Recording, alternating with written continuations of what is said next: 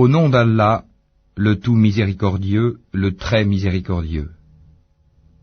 Sur quoi s'interrogent-ils mutuellement? Sur la grande nouvelle, à propos de laquelle ils divergent. Eh bien non, ils sauront bientôt. Encore une fois, non, ils sauront bientôt. N'avons-nous pas fait de la terre une couche, et placé les montagnes comme des piquets?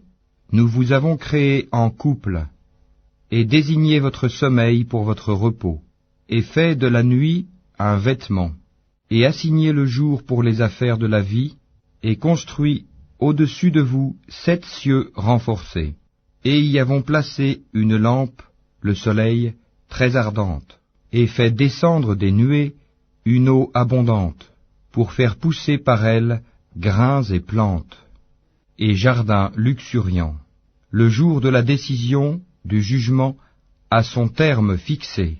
Le jour où l'on soufflera dans la trompe, vous viendrez par troupes, et le ciel sera ouvert et présentera des portes, et les montagnes seront mises en marche et deviendront un mirage. L'enfer demeure aux aguets, refuge pour les transgresseurs. Ils y demeureront pendant des siècles successifs.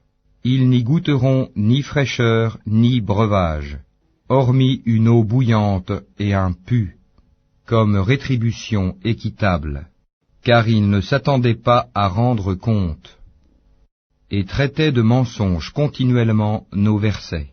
Alors que nous avons dénombré toutes choses en écrit, goûtez donc, nous n'augmenterons pour vous que le châtiment.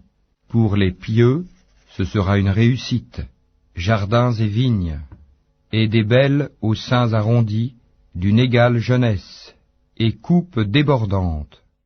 Ils n'y entendront ni futilité ni mensonge, à titre de récompense de ton Seigneur et à titre de don abondant, du Seigneur des cieux et de la terre, et de ce qui existe entre eux, le tout miséricordieux, ils n'osent nullement lui adresser la parole.